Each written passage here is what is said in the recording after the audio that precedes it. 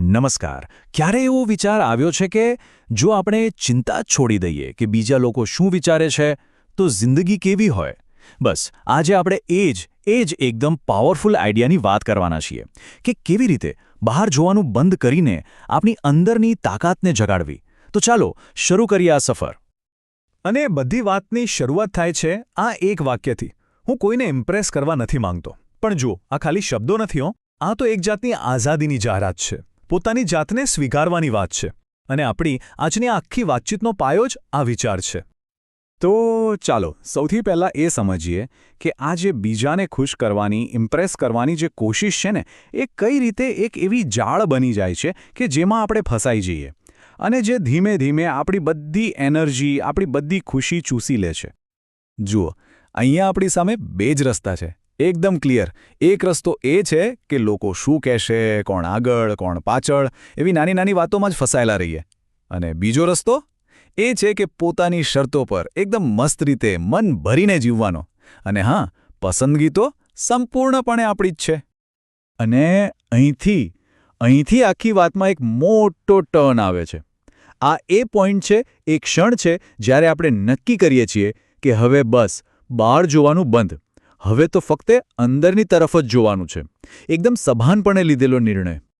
એક વાત તો સાફ છે કે આ જે સફર હતી ને, એ કંઈ ફૂલોની પથારી નહોતી. ના, એ લાંબી હતી, ખૂબ મુશ્કેલ હતી અને ઘણીવાર તો પીડાદાયક પણ હતી. પણ સાચું કહું તો આ પડકારા વગર આટલો મોટો બદલાવ શક્ય જ નહોતો.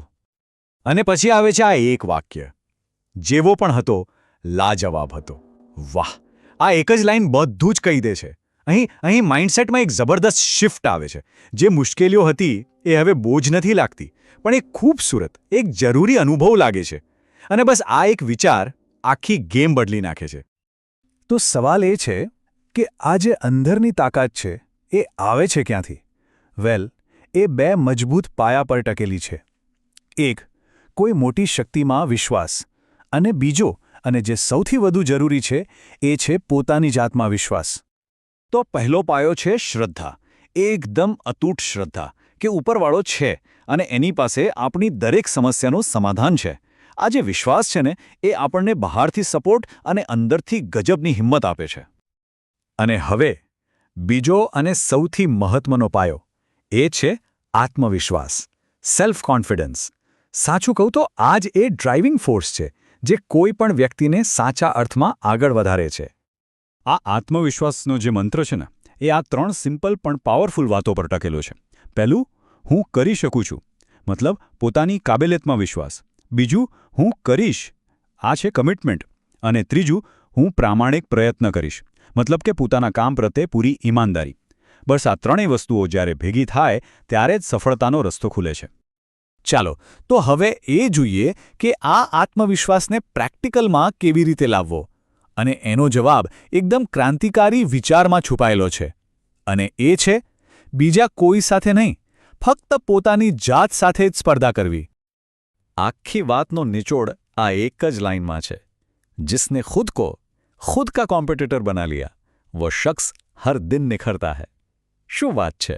જે માણસ પોતાની જાતને જ પોતાનો હરીફ બનાવી લે છે, એ તો દરરોજ બહેતર બને છે. રોજે રોજ ગ્રોથ કરવાની આનાથી સારી ફોર્મ્યુલા કઈ હોઈ શકે? અને જ્યારે આ માઇન્ડસેટ આવી જાય ત્યારે શું થાય? પરિણામ એકદમ સામે છે. આપણે એ ચિંતા જ છોડી દઈએ છીએ કે કોણ આપણાથી આગળ છે, કોણ પાછળ રહી ગયું. આ બધી સરખામણીની જાળમાંથી આઝાદ થઈને આપણે બસ આપણી જ મસ્તીમાં સાચા અર્થમાં જિંદગીને એન્જોય કરી શકીએ છીએ. અને આખી સફરના અંતે આપણને એવું ઇનામ મળે છે જેને અહીં જડીબુટ્ટી કહેવામાં આવી છે. મતલબ કે એક સંતોષભર્યું જીવન જીવવાનો સિક્રેટ. તો આ જિંદગી જીવવાની જડીબુટ્ટી છે શું? એ બીજું કંઈ નથી પણ આખી વાતચીતનો સાર છે. પોતાની જાત સાથે હરીફાઈ, અતૂટ આત્મવિશ્વાસ અને પૂરી ઈમાનદારીથી કરેલી મહેનત. બસ આ જ છે જિંદગીને ભરપૂર રીતે જીવવાનો મંત્ર. અને આ રીતે આપણે જ્યાંથી શરૂઆત કરી હતી ત્યાં જ પાછા આવીએ છીએ. જે વાત એક જાહેરાત તરીકે શરૂ થઈ હતી, એ હવે એકદમ પાક્કો નિર્ણય બની જાય છે કે મારે કોઈને નહીં, હું મને જ ઇમ્પ્રેસ કરવા માંગુ છું. અંતિમ ધ્યેય બસ આ જ છે. તો ચાલો આ એક સવાલ સાથે આજની વાતને વિરામ આપીએ કે ખરેખર આપણા જીવનનો સૌથી મોટો પ્રતિસ્પર્ધી કોણ છે? આ સંદેશ પર શાંતિથી વિચારજો. આ રસપ્રદ વિષયની ચર્ચામાં જોડાવા બદલ આપનો ખૂબ ખૂબ આભાર.